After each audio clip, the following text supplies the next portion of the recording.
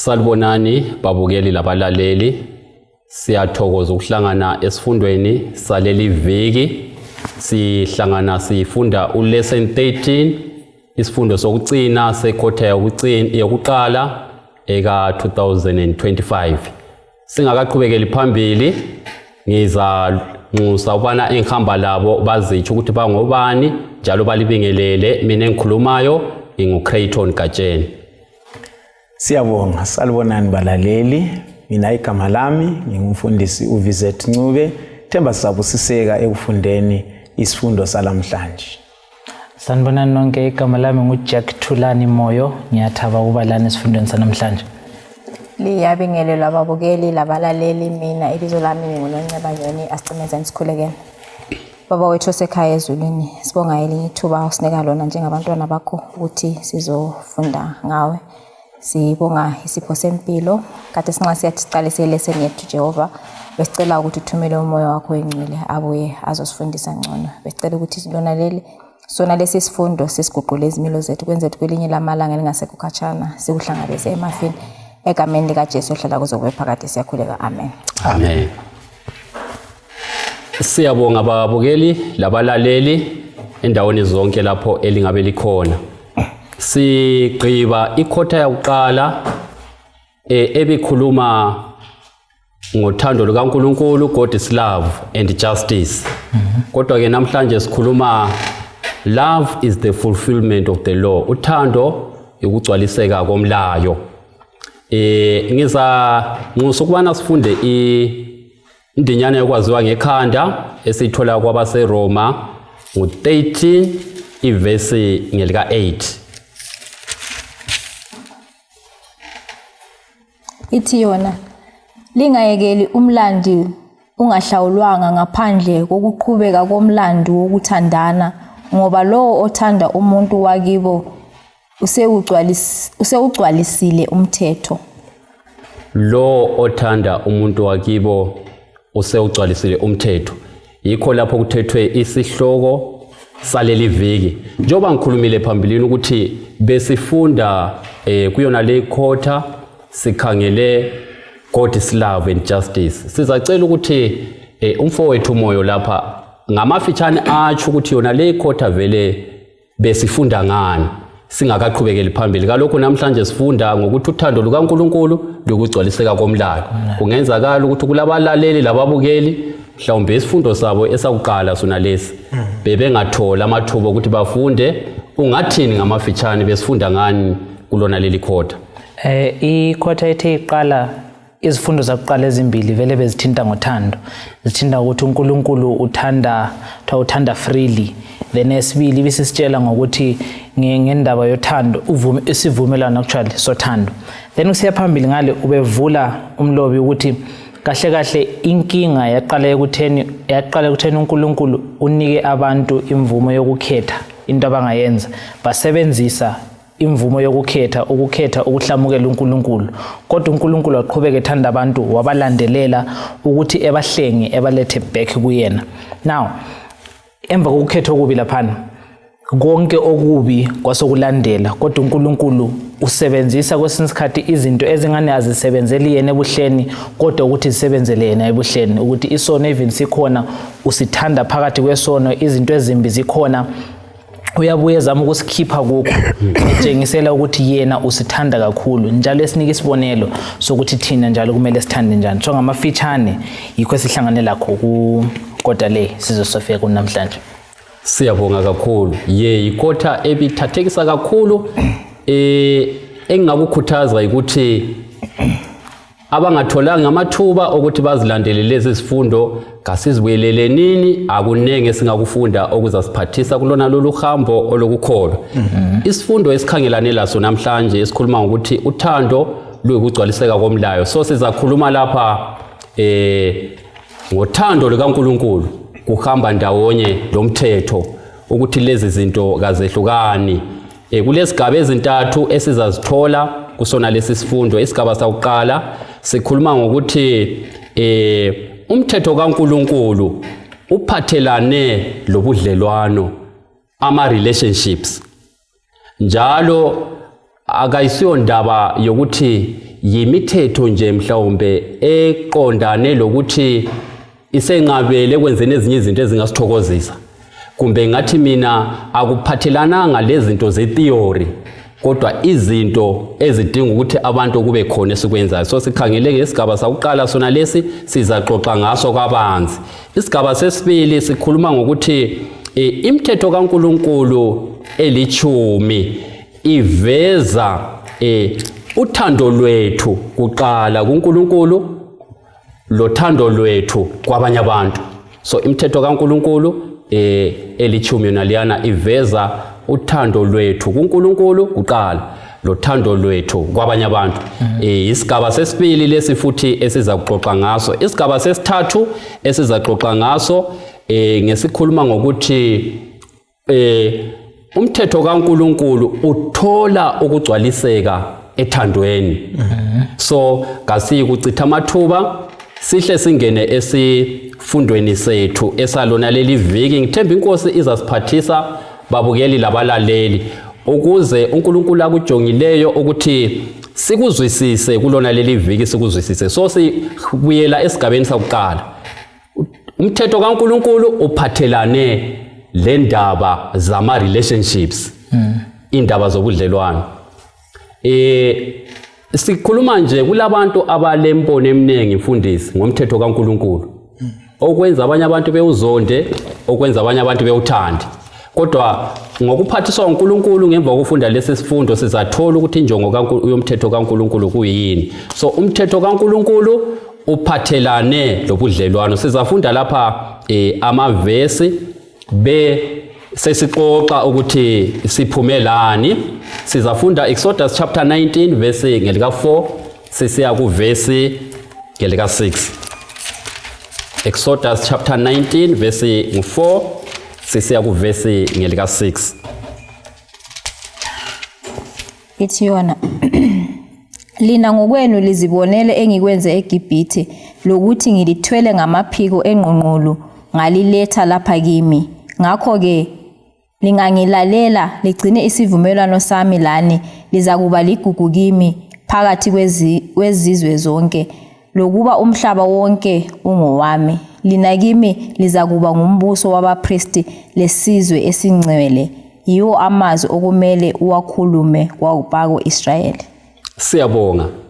Nasindaba uNkulunkulu ukhuluma labantwana bako-Israyeli baphakathi kohambo lapho baphuma eGibhite baya eKhenani. Singabe siphumelani lapha okungasincedisa kuncedise ababukeli labalaleli ekuzameni ukuveza ukuthi umthetho kaNkulunkulu uphathelane lama relationships. Akufanelanga ukuthi ibe yinto liyana esithwalisa nzima, kungani into esilethela ukudangala lani ngoba kulabantu abaningi abawuzonda mhlawumbe umthetho kaNkulunkulu kubangelwa ukuthi kabazwisisi ukuthi umthetho kaNkulunkulu lo uphathelane lobudlelwano. Ufundisi siphuma lani laphana ngendlela elizwisise ngayo. Siyabonga. Kundinyana le efundwe lapha sibona uIsrael Sinai. Uhambo selube lude.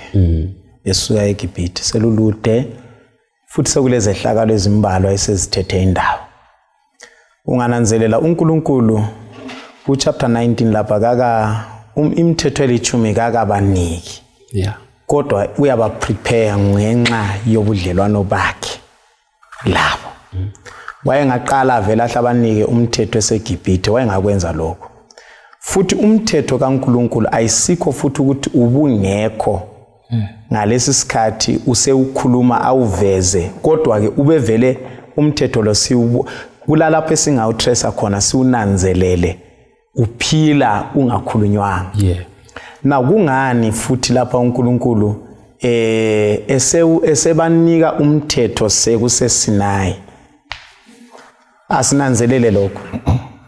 Ngale sekulezi ehlakalo ezithile eziveza ubudlelwano bukaNkulunkulu labantwana bako-Israyeli before. Yekela ngithathe ezimbili, bezingaba ntathu, yekela ngithathe ezimbili. uNkulunkulu wenza isimanga olwandle olubomvu.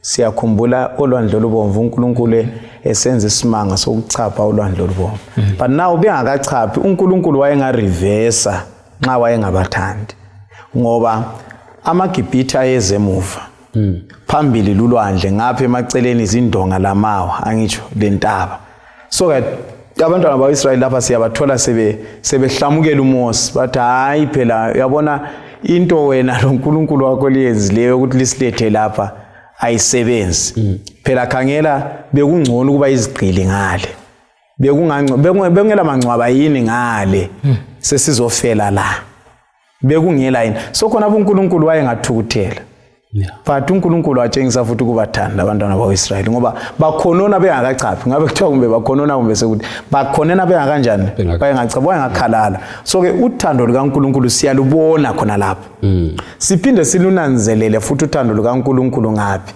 sebechaphile bayakhohlwa futhi isimanga sokuchapha sekulendlala enkangala uNkulunkulu ubapha imana engakabaphi imana bakhumbula imbiza zangaphi eGibhithe ungananzelela konke khona phana kulama problems athile kodwa uNkulunkulu uqhubeka ebatshengisa ini uthando lwakhe zona ezizehlakalo ezimbili ngiphike nje ezimbili nxa ungananzelela asikafike ukutheni asinike imithetho ekuyikho nxa sisehla lesifundo siza kunanzelela uNkulunkulu esekhuluma futhi erefer ngohambo lwakhe labantu abakhe ngaphi enkangala lokubasusa kwakhe eGibhithe so imithetho ayilani lokuthi kuthiwa uNkulunkulu uzoletha yenza lokho lingenzi lokho kwenzeni it's to your good kuhle lingakwenza lokho ngoba ngenzela lina siyabonga kuloko kutsho mfundisi wami nanzela ukuthi ithi ngiqale ngulethe eduze ukuthi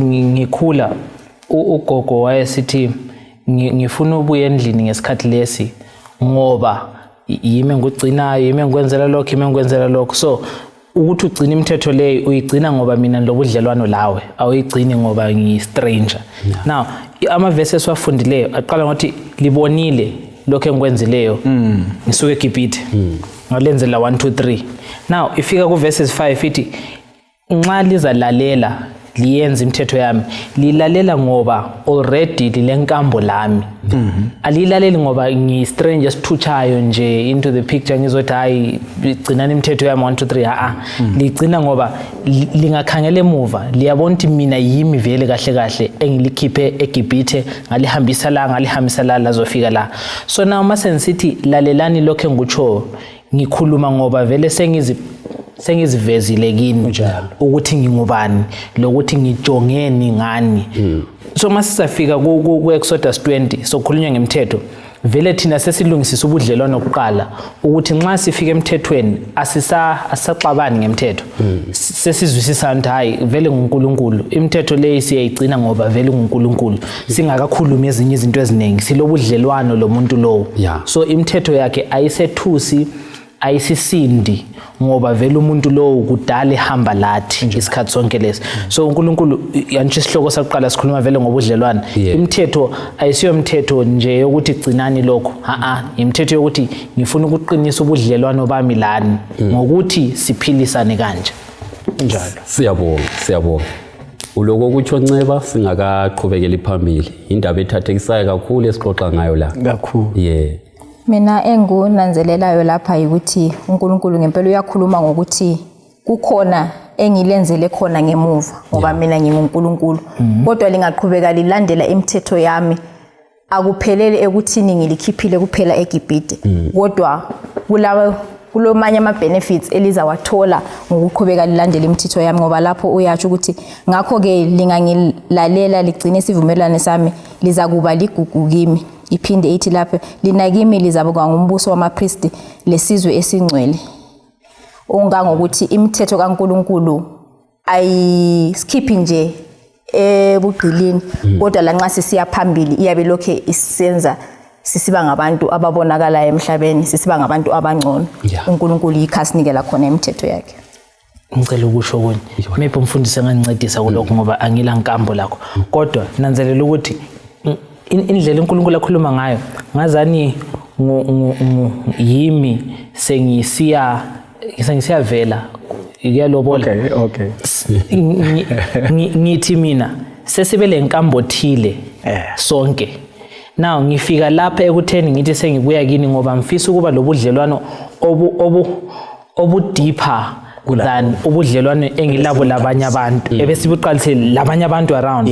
So ngifuna mina lawe sibe le relationship lobudlelwano obu closer than ubudlelwano bami labanye abangani bami. So uNkulunkulu uthi no ukuthi sizwisisane la sengihambe lani okwesigaba esithile. Now ngifuna lina ukuthi libe ligugu kimi ezivesi sitsho. Ngifuna libe ligugu kimi. Now ukuthi lina libe ligugu kimi ukuthi sizwisisane ukuthi sithandana njani. Ukuthi ubudlelwano bethu buhambe kahle wena ube ligugu lami kumele kube le into esivumelana ngayo ukuthi mina I-love language yami ngesikhiwa yileyi njalo ngiexpect ukuthi wena uthanda abanye abantu ngendlela le. So ngani nguNkulunkulu ositshengisa umfanekiso ukuthi ngifuna ukulithanda ngendlela ehlukileyo kule indlela enithanda ngayo abanye abantu and ukuthi libe le access to uthando lolu ukuthi lilalele lokho enza ukutsho khathesi. Hayi siyabonga kakhulu. So ukuthi ukuthi babukeli labalaleli nxa sidlula kulesi sigaba sithola ukuthi umthetho kaNkuluNkulu ukhona lapha okuveza indaba yobudlelwano esilabo loNkulunkulu obuzayidala ukuthi nxa uNkulunkulu sesimthandile labantu esigudlana labo kube khona indlela yobudlelwano thile esithandana layo. So ukuthi umthetho kaNkulunkulu lo kasugcini ngoba sifuna ukuba lobudlelwano loNkulunkulu. Uvele nguye oqala ukuba lobudlelwano lathi. Ngokusidala la ngokusilandelela zonke inkambo esidlule phakathi kwazo uthando lukaNkulunkulu silubonile. Ngenxa yokuba uthando lukaNkulunkulu silubonile lathi kulendlela osokumele siphile ngayo ukuveza ukuthi uthando lukaNkulunkulu lolu siyalwamukela. Njalo lathi siyalufisa siyalu appreciate. So ngamafitshane yikho esilakho ngingazimfundisi singakadluli siye kwesinye isigaba lingaba lakho kokutsho siyigcizelele. I think i-point ayiletha lapha Jack iveza ama-stages of marriage. Angitsho or ama-stages of relationship. Like umtshado vele ukuthi ube ngumtshado kule stage kusuke kwesinye stage kwesinye kusuke kwesinye kuye kwesinye lapho futhi ungafika kwesinye akusabuyeli ngaphi emuva ngoba kwakha uthando lusiya ngaphi lusiya phambili. Isibonelo esilaso lapha ngithi ungakhangela siza kuthinta futhi sisiya phambili sinanzelela ukuthi uIsrael uphuma eGibhithe kulezithixo zinenga kakhulu izithixo lezi awungeke uziqede angithi. So nxa uNkulunkulu eqala ukukhuluma labo kakhulumi labo ezokhipha yonke into abavele benjani bekiyo uhamba labo in stages njengokuthini nxa umthetho oqala usiyafika laphana ngisho la nxa sizabuyela emuva laphana mfisa unanzelela ukuthi ungabi labanye uNkulunkulu ngaphandle kwami. Angisiyawunanzelela ungananzelela laphana kungathi uNkulunkulu uyavuma ukuthi abanye uNkulunkulu bakhona. Kungathi uyavuma kodwa hayi katsho khonoko ngoba bona kungathwa uNkulunkulu bazi uNkulunkulu. So ke khathesi hayi phakathi kwabo bonke laba sukhethe mina angitsho sensiyakuvelela njengokuveza sesivela lapha sesiba lomtshado wethu nankuyana sesilobola sesithini sesiyachata angitsho lo mhlaba usukwazi ukuthi lwana nguMr so and so lwana nguMrs so and so angithi. But now ungakhangela uhambo lolu engceke silu fast forward siyafika eCanaan uzananzelela ukuthi sebehambe 40 years almost 40 years nge11th month ye 40th year angitsho kuthi base behambe 39 years 11 months sokusele 1 month ukuthi bachapha eCanaan. Uyakhuluma ke uNkulunkulu athi Israel uNkulunkulu yi1. uNkulunkulu mbani yimi angitsho kasathi ukuthi ungabi labanye uNkulunkulu angitsho uthanda uNkulunkulu wakho yena njani yedwa. So ungananzelela khona lapho sikhangela ngilanda ipoint lapha ukuthi siyakhula sesisazi ukuthi vele lo uNkulunkulu nguye yedwa and futhi ngithanda njani yena ngalokho futhi asengenzele khona. So nxa uIsrael ebengakuzwisisa even lathi sikuzwise namhlanje ukuthi umthetho kaNkuluNkulu awuzi ukuzosihlukuluza, awuzi ukuzosilimita, kodwa ngumthetho olokwenza lokusimenta lokuqinisa lokwakha ubudlelwano bethu such that okhangele wathatha hayi laphana kangeni laphana kuchuthando. Yikho isifundo I think esisivezela khona laphana ngoNkulunkulu. Siyabonga mfundisi. Siqhubekela phambili singena kwesinye isigaba. Uthando umthetho kaNkulunkulu uveza indlela eqondileyo eqotho eyokuthanda uNkulunkulu labanye abantu. Sizabala ke lapha uExodus isahluko ngesika 20 ivesi ngelika 2 bese sixoxa ukuthi siphumalana. Sacela sibalelayo. NginguJehova uNkulunkulu wakho owakukhupha ebuqilini bakho eGibhithe. Now, uNkulunkulu engakakhuluma izinto eziningi esizithola emthethweni. Ungenzi lokho, ungenzi lokho, ungenzi lokho. Uziveza athi nginguJehova uNkulunkulu wakho. Owakukhupha elizweni lani? Elizweni lokuqila. Umuca lo uthwele okunengi. Kasicacadeni kubabukeli labalaleli ukuthi uNkulunkulu ufisa ukuthi sizwisiseni ke lapha ngendlela aziveza ngayo nxa eletha umthetho. NginguJehova uNkulunkulu wakho. Siphumalani lapha. Ngicabanga ukuthi laphana singakhangela uMosi ebizwa ebona isihlahla sibhebha laphana ngitsho. Siyakunanzelela yini ukuthi uNkulunkulu waziveza ngokuthi nginguye ongunguye. I am. So lapho uyaphendula futhi uyaphenduka ngebala lelana elithi nginguye. Now ungakhangela uverse 2 lana uveza ukuthi nginguNkulunkulu, I am the Lord your God. Amagama lawa amabili ungakhangela lapha suka khona omabili lamagama aveza uNkulunkulu ngezigaba ezimbili. Isigaba sokuqala sithola ibizo likaNkulunkulu, the proper name kaNkulunkulu angitsho uJehova. Okwakusithi wayengekaphombo amaHebrew wayengakambiza ngebizo. Hayi kwakungangcono bathi bame khonapho ngoba ungisimakade ungivela inqanqa singakusebenzisa ngolimi lwethu angithi uNkulunkulu lwana uMose afisa ukuthi ambone wathi ngeke ubone ungibone unjani uphile. uNkulunkulu oyekhona oza kuba khona okungeke umqathanise lalutho. Angazi bese yakuzonkhana. So ke umkhulu angeke agcinwa indawo kumbe agcinwe isikhathi ubukhulu bakhe. Kodwa abeselumbanisa lapha laleli gama lesibili ngiyinkosi uNkulunkulu wakho. Nxa isefika kulesi sigaba uNkulunkulu othi la nxa emkhulu eze azohlala lendalo kabani yakhe afinyelele lenhlizweni yendalo kabani yakhe. So lapha kulamandla la uyasivezela ukuthi nxa ungangiqathanisa labanye uNkulunkulu uzathola ukuthi bayizidalo, abanye zinkomo, abanye kuyini, kodwa mina ngiphezulu kwakho konke. Hathi ukuthi ngiyakuclaima ngiyikho khona lo, kodwa ke ngikhetha ukuthi ngizokuba lobudlelwano lawe. So ngicabanga ukuthi kulamandla kakhulu ukuba lobudlelwano. Nxa besingazama ngolimi oluseduzane, nxa ungathwa lawe ungumntaka president, hayi la uyezwa la nxa actually uyakhetha lokuthi udlani uhamba ngapi, nxa usiye ezitolo ukhetha siphi isitolo ngoba umntwana womuntu omkhulu. Pho ke nxa sikhuluma ngoNkulunkulu sithi. Siyabonga mfundisi. Omunye utholeni. Nanze uthi umfundisi ethintile kahle laphana ukuthi ivesi le uNkulunkulu aziveza khona ukuthi nginguNkulunkulu, uNkulunkulu wakho, ukuthi ngesindebele nginguJehova uNkulunkulu wakho. Kuletha uNkulunkulu omkhulu eduze kwethu kakhulu ukuthi uNkulunkulu emkhulu ebese siba nguNkulunkulu wami. Njengoba ethile iprivilege enkulu.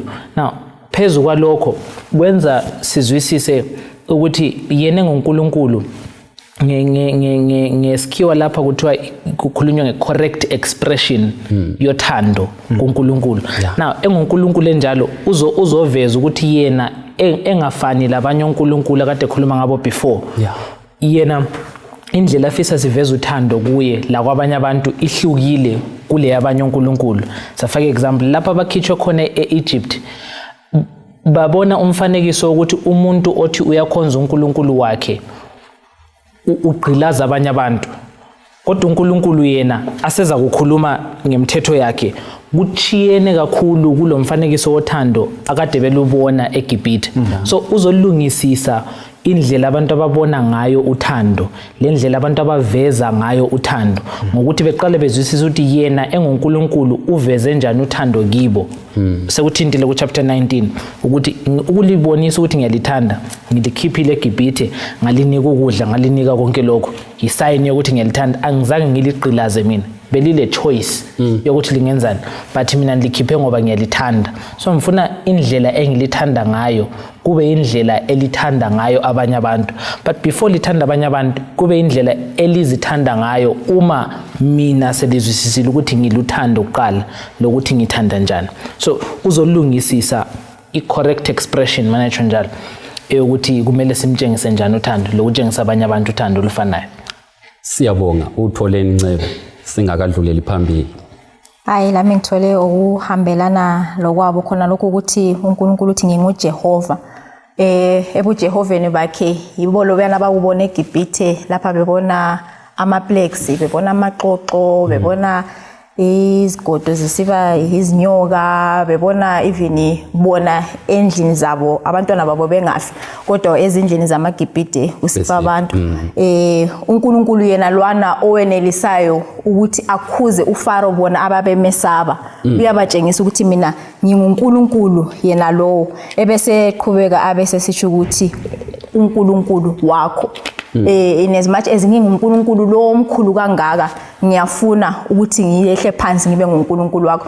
Bese nithatha example nje ukuthi nxa singaba in a setting, maybe a setting of youth, kube sokufika ijaha elihle eligqoka kuhle elilomusa ukuthi la nxa abantu belikhangele sonke singamankazana siyabe silikhangele sithi lapana ngeke sifinyelela, abesebuya afike kimi athi hey Nceba ngiyababona bonke laba kodwa mina ngifuna wena.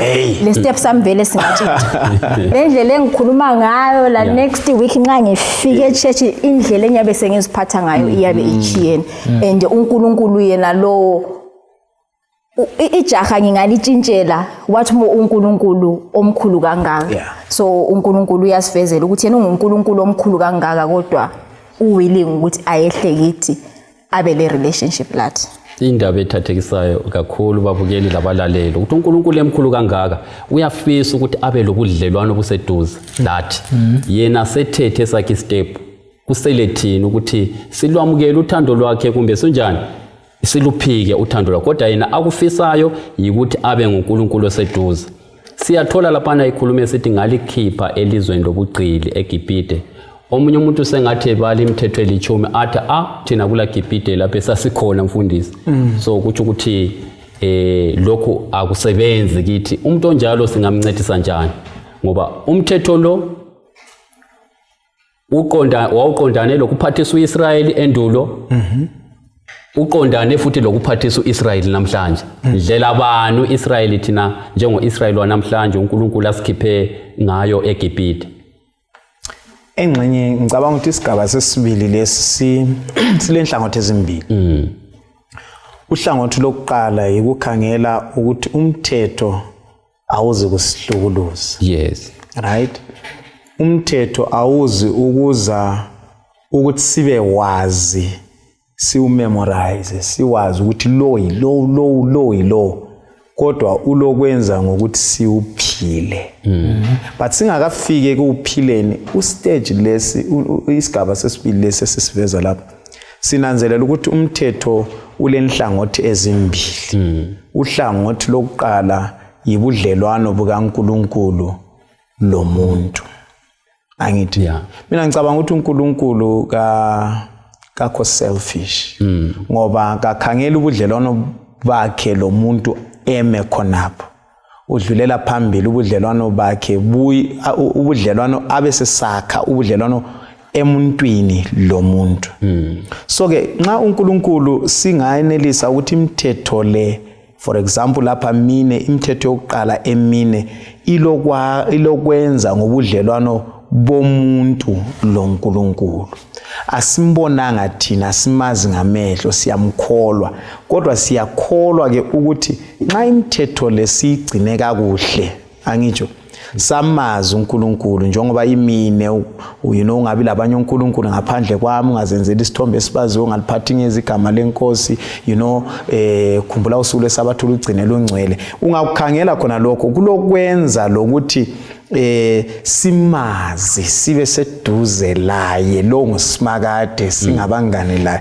Ungakhala umthetho wokuqala ukawulula, I mean awukho esimple ngendlela ofekwe ngayo. Nxa uthiwa ungabi labanye uNkulunkulu ngaphandle kwami, khangela izolo le banengi oNkulunkulu abehlulekileyo, kodwa uNkulunkulu kazange sehluleke, kazange sehlulekise. Even in Israel esekhulumile wathi nanku phela bekungcono eGibhithe, baluchwabula indlala, uyabona ndaba yankhona. Even idwala uMose sechaye kabili wona ukuthi uNkulunkulu wayengathi wonile wothi vele engakhipha amanzi, kanjani wakhipha amanzi. Liyawonanzela khona. So sinanzelela ukuthi uNkulunkulu uthando lwakhe iloliyana olungekho conditional, unconditional. Luthando alwenza ngoba efuna.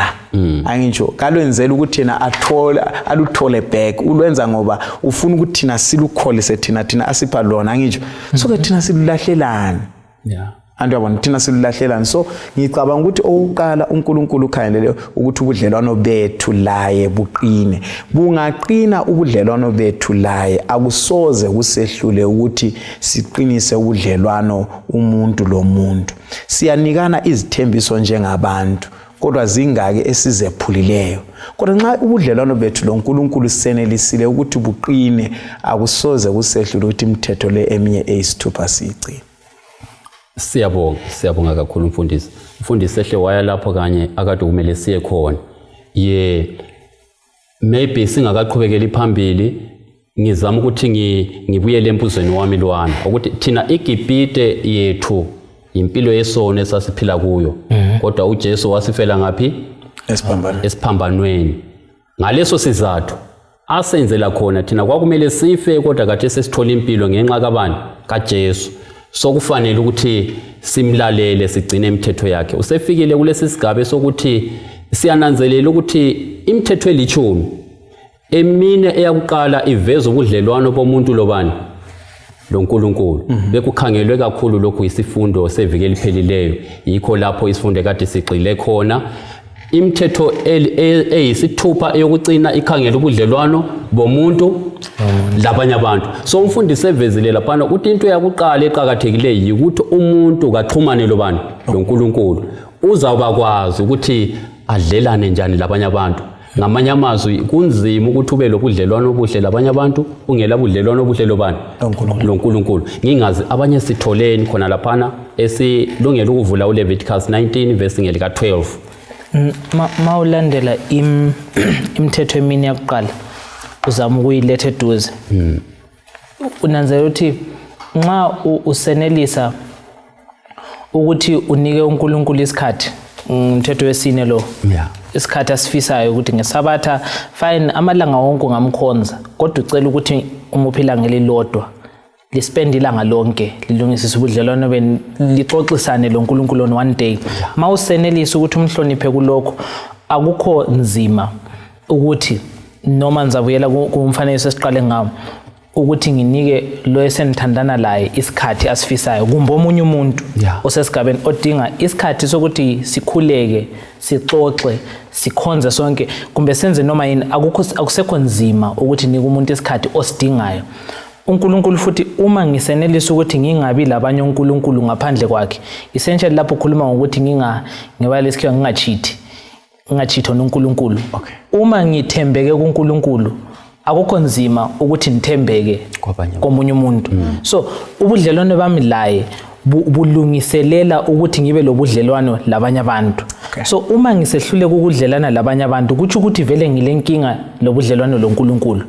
So abantu obabona besehluleka ukuthi behloniphe abanye abantu, behloniphe iproperty yomunye umuntu, ethwana umthetho wokugcina lo yanothi ungahawukeli, ehawukela into zabantu, kuthi ukuthi yena kahle kahle ulenkinga lobudlelwane bakhe loNkulunkulu. Kumele siqale silungise yena loNkulunkulu, thina singeke silungise of course.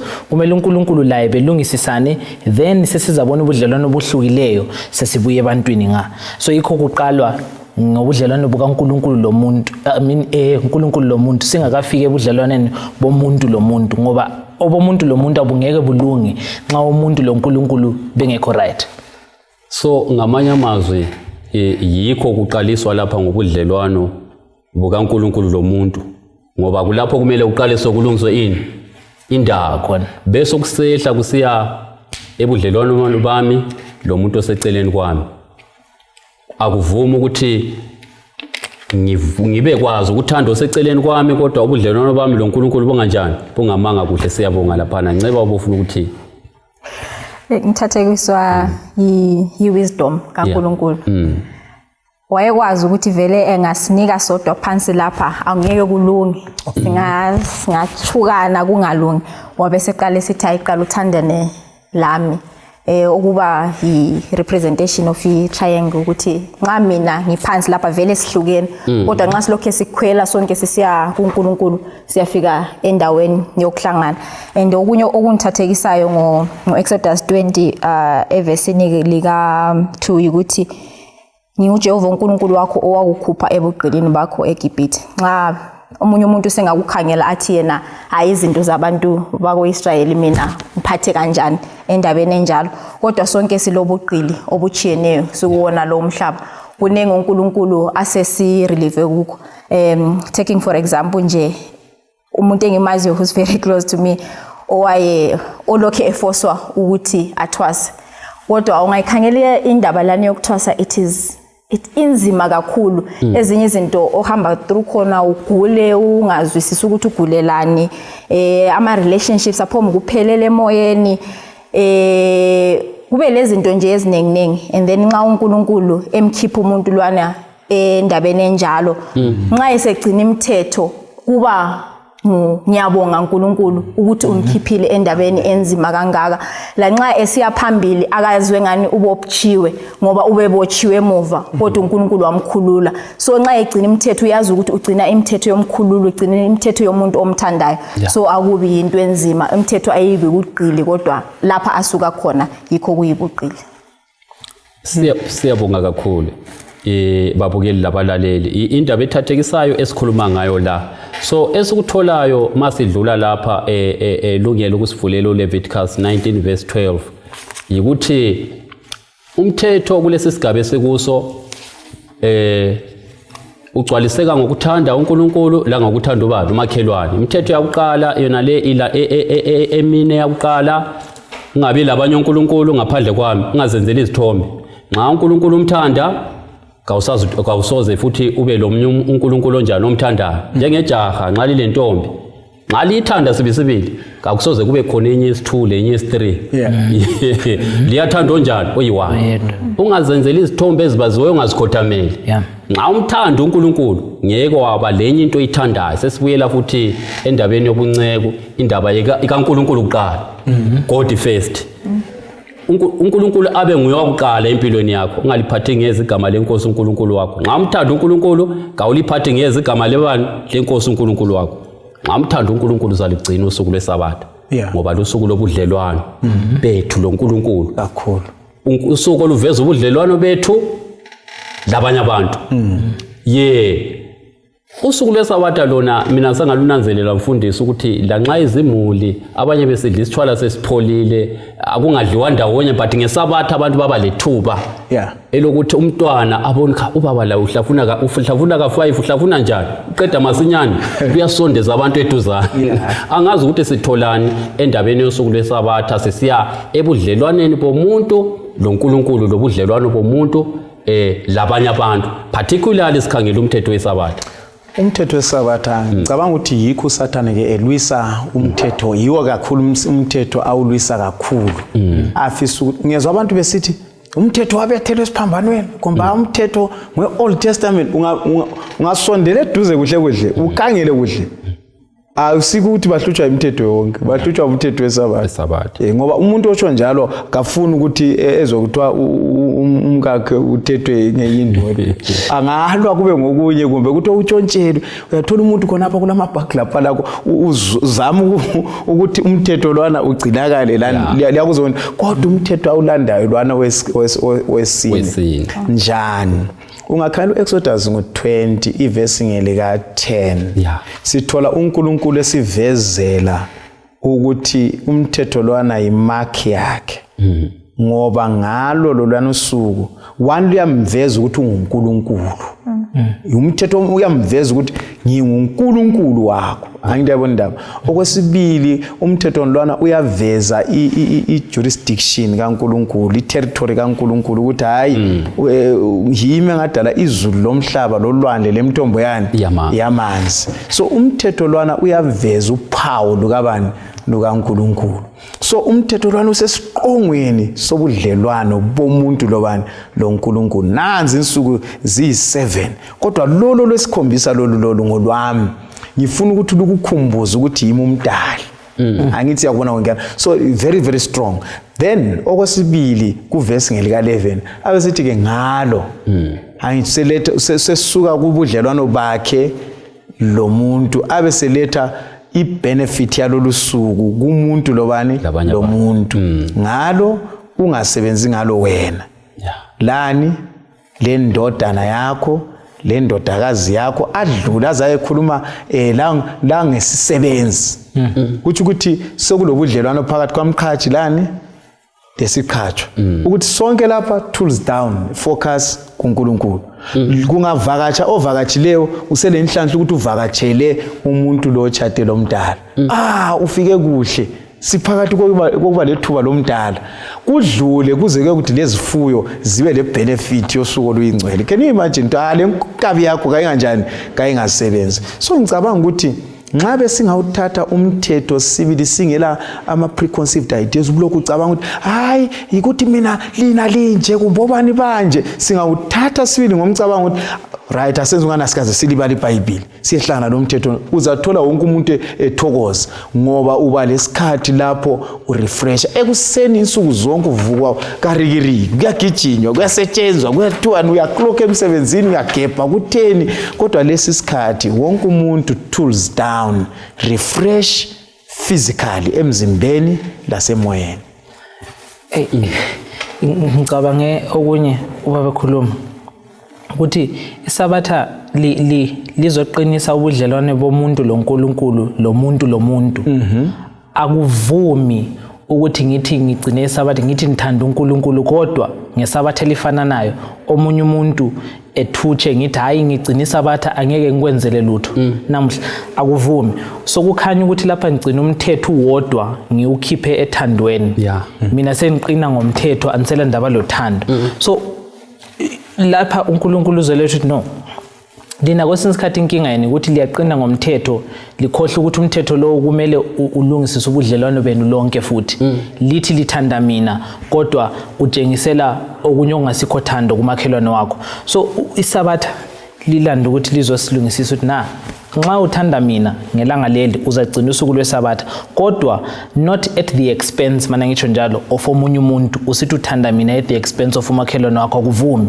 nxa uthanda mina lo makhelwane ngabuya lobo bungamlungiselelanga ukuthi akusamelanga umlungisele kokudla ngesabatha ngoba wena uthanda mina usuphambanisa umfanekiso wami emuntwini lowo obuye kuwe ngelanga leli so konke kumele kubalance uthanda mina ngapha uthanda umakhelwane ukuze umakhelwane ebone mina kuwe so ngamanye amazwi nxa ikhuluma la umthetho nxa ugcinwe kuhle kumele kusale kuvezwe uthando lukaNkulunkulu nxa uthando lungavezwanga umthetho kawugcinwanga ngoba uthando luyukugcwaliseka kwani komthetho sikhangele isigaba sokucina yiso sikanye sesifike kuso uthando luyukugcwaliseka komthetho sizafunda amavesi lawa amabili bese sixoxa silungela ukuyafika emaphethelweni esifundo.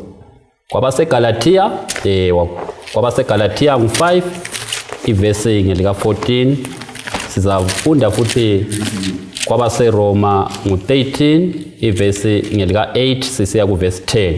Kodwa sizaqala sifunde uGalatia 5 ivesi 14. Uthi wona umthetho wonke uhlanganiswa ngumlayo owodwa othi thanda umakhelwane wakho njengoba uzithanda. Sesifunda kwabaseRoma ngu13 ivesi ngelika 8 sisiya kuvesi ngelika 10.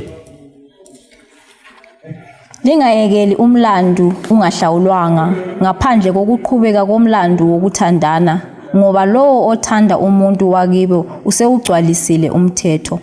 Imilayo ethi ungafebi, ungabulali, ungebi, ungahawukeli kanye leminye imilayo engabe ikhona ihlanganiswa ngumthetho lo othi thanda umakhelwane wakho njengoba wena uzithanda.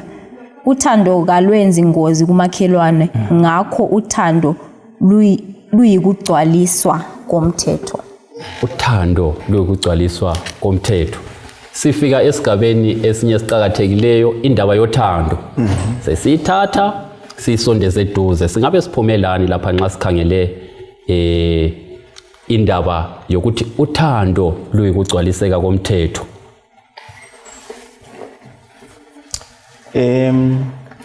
Ibala eliqhakathekileyo ke lapha ukuthi kumbe isifundo sethu sisekukhonzeni umlimi. Ake ngilethe isibonelo. Omunye nxa eloba echasisa ngendaba le ukhuluma ngezithandane ezimbili abantu abatsha. Untombazana uthandana lejaha lakhe la. Angithi ijaha kodwa liyamhlupha lize likhulume kubi laye phambi kwabazali bakhe. Limaza abazali bakhe. Ukuthi sebelimele sesithi Danethu nxa iza kuphatha so engakakuthatha uza kuhlupha. Untombazana zwakala lapho tshana ndlana. Tshana ndobani? Lami. Kathi mntwana, umuntu lo senguNkulunkulu wakho yini? Nxa usitsho lokho senguNkulunkulu wakho. So kuyenzakala ukuthi sesilabo uNkulunkulu abanengi emhlabeni. So ke nxa sikhuluma ngothando lolu esithi thina kufanele kugcwaliseke umthetho kaNkulunkulu, uthola ukugcwaliseka othandweni. Sithi thina nxa umthetho siwubona asingawuboni uzosivimbela. Umzali uzolayo umntwana, mntanami ngiyakuthanda, ngibona ikusasa yakho, nxa ingaqhubeka inje uzalimala. Angisho umntwana udela uthando likayise. Nxa edela uthando kayise kadeli thando ngokubona kwakhe, uthi ngidela ubaba lo mthetho olukhuni kanti ubaba lothando. So kufanele sinanzele ukuthi uthando umthetho lo uveza uthando lukabani? LukaNkulunkulu. Okuyikuthi ke thina okufanele sikwenze ukuthi singakhulumi umthetho kodwa asiphile nini umthetho. Yiso isifundo esilethwa lapho ukuthi umthetho kawube phakathi kwethu. Angithi I should not struggle ngathwala izinto bakithi ngiyehluleka. Kufanele ngibone ubuhle bothando lukaNkulunkulu emthethweni wakhe. Yikho kulethwa isifundo. Siyabonga mfundisi. Omunye utholeni balibukeli labalaleli siphila phakathi kwesikhathi lapho into ehluphayo kakhulu ebandleni kuluthando. Kulabantu abangabona icala engahlala duze lomzalwane ngesabathe engamkhulumisanga. Kabona icala. Uthando yinto esilelayo. So kungenzakala ukuthi kube labachumayela abalamandla, sibe lakho konke kodwa ucineni singabi lezithelo. Kubangelwa yimpilo esiphilayo egcwele kakhulu ngetheory. Kodwa singaphili lokho okuchiwe ngubani? uNkulunkulu. Okuchiwe uNkulunkulu. Yikho lapho kulengozi. Ngithe ngifunda uJohn chapter 13 verse lika 35. Kwakhona abantu bazabona ukuthi lingabafundi bami nxa linjani? Nxa lithandana. Ngase ngifunda futhi elinye ibhuku Testimonies volume 5 chapter 16 itopic ethi brotherly love. Kuthiwa khona lo ongelathando enhlizweni yakhe is not a disciple of Christ, kasomlandeli kaKristu. So kuthi ukuthi sikhuluma ngento eqhakathekileyo okumele ibe khona phakathi kwakhe wonke umuntu okhangelela ukuya ngapi ezulwini. Uthando lolo luvezwa kumthetho siyaluphila yini? Ngibona isandla laphana obefuna ukutsho something. KwabaseRoma u13 laphana ku8 kusiya ku10. Ngithanda mayiqala ethi ungabi lesikwelede somuntu ngaphandle kothando kuphela. Yeah. Now isukele ku10 from verse 1 kusiya ku7 laphana bekuthintwa ngendaba zokuthi buyisela uhulumende okwakhe, pay your taxes lan. Then lapha sesithi isikwelede singaba khona vele ungeke usibhadale siphele ngesokuthanda umuntu. Ngoba kuvumi ukuthi uthi usuthanda umuntu kwenela. Sengikuthandile soku right from here onwards angisakuthandi anymore. Akwenze into khona lokho ngoba uthando luya lukhula with time. So lapha uqala ngokuthi umuntu uzamele uhlale umthanda, isikwelede sakhona soze siphele. Every day umuntu kumele umthanda. Namanje sisehla isiya phambili sikhuluma ngendaba yokuthi uzathanda umakhelwane njengoba wena uzithanda. Umbuzo engihingibalayo ukuthi mina ngizithanda njani kahle ukuthi ngizwisise ukuthi kumele ngithande njani omunye umuntu. Mhlawumbe omunye indlela azithanda ngayo ayisiyo indlela okumele vele abezithanda ngayo. So usele example engayisiyo yokuthanda umakhelwane ngoba yena uzithanda ngendlela engayisiyo. But impendulo ibisibuye futhi ekutheni sithe sisuka le lesson ekuqaleni ibikhuluma ukuthi vele kumele uqale uzwisise ukuthi uNkulunkulu ukuthanda njani lokuthi yena kumele umthande njani. Noma senzwisisile lokhana sokulula ukuzithanda ngoba uNkulunkulu nguye osephakathi kwami. Sokulula ukuzithanda ngoba kusayimi engizithandayo sokuNkulunkulu ophilayo phakathi kwami. Nama sokunjalo umakhelwane sengimthanda kuhle ngoba ngile example enhle yokuzithanda. Senginika umakhelwane labanye abantu ngoba sengifundiswe ngoNkulunkulu ukuthi ngithanda njani. So kumele siqale silungisise ukuthi kahle mina ukuzithanda kwami kumele kweyame ekutheni uNkulunkulu ehlale kimi kuqala. Then sengile example enhle yokuthanda abanye abantu. Siyabonga Nceba lapho ukutsho kulesi sigaba. Mina ngithathekiswa ukuthi nxa sonke besingabuzwa la sizathola ukuthi kuma prayer request yethu into seseke sayibhala ukuthi siyafuna ukuthola uthando. Siyafuna ukuthandwa, siyafuna ukuthanda. Yeah. And uNkulunkulu ngemthetho yakhe akakulimit kuphela ukuthi uthanda umuntu oyi1. Uthi ngithanda mina ubusuphinda usuthanda labo makhelwane bakho. Ongangokuthi every day nxa uvuma uNkulunkulu kunika ichance yokuthi thanda. Abese sitsho la khona phana ku Romans 13 verse uthi yebo isikwelede zibhadaleni kodwa sikhona isikwelede ozamela ukuthi nxa ilanga livuka vele usulaso esokuba yikuthanda umakhelwane wakho njengoba wena uzithanda. Bese kusiba lomunye umlobo okhulumayo njalo futhi ukuthi awukahlangani lawe until uzuhlangane loNkulunkulu. Yes. And awukazithandi wena until uzuthanda uNkulunkulu. Khona okhana okhulunye ngobhudi lapha ukuthi sometimes kuba nzima ukuthi uthande omunye umuntu ngoba vele wena awuzithandi. But iproblem ayisiku ukuthi wena uthanda omunye umuntu ukuthi wena awuhlangane loNkulunkulu. Nxa sonke singazinika ithuba lokuthi sihlangane loNkulunkulu simzwisise asibonise ukuthi thina sinjani abese sibonisa ukuthi yena unjani abese sibonisa lothando lakhe sizabona ukuthi akusoze kube nzima lokuthi simove on siyethanda abanye abantu. Yeah, Siyabonga mfundisi. ngicabanga ukuthi kufanele futhi sibe lokunanzelela ukuthi uthando lunengi. Ulothando nxa ungathi define uthando lulezigaba ezinengi. Yeah. Ngizaletha izibonelo ezimbalwa. Kulothando phakathi komuntu lomkakhe. Angitsho phela. Kulothando phakathi komuntu lomfowabo. Yeah. Uthando lona lolo lujiyena. Umuntu lomkakhe nxa ekhuluma usithandwa sami alufanani lo muntu ekhuluma ngomfowabo.